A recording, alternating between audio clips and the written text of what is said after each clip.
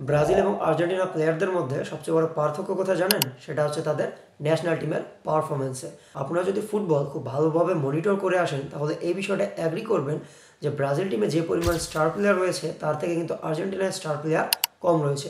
কারণ ব্রাজিলের প্রত্যেকটা প্লেয়ার অনেক বড় বড় ক্লাবকে রিপ্রেজেন্ট করে এবং তারা ক্লাবের হয়ে অনেক বেশি টাইটেল উইন করে।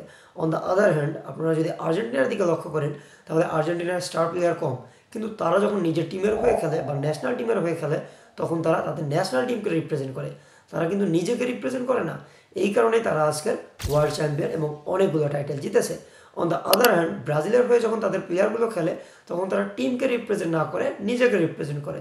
For example Vinicius Junior, Rodrigo এবং অনেক প্লেয়ার রয়েছে যারা কিন্তু টিম হিসেবে খেলে না। তো আমার মনে হয় ব্রাজিল যদি টিম হিসেবে না পারফরমেন্স করে তাহলে তাদের যে হেক্সা মিশনটা এইবার কমপ্লিট করতে পারবে না। আপনাদের কি মনে হয়? কমেন্ট বক্সে জানাতে পারেন।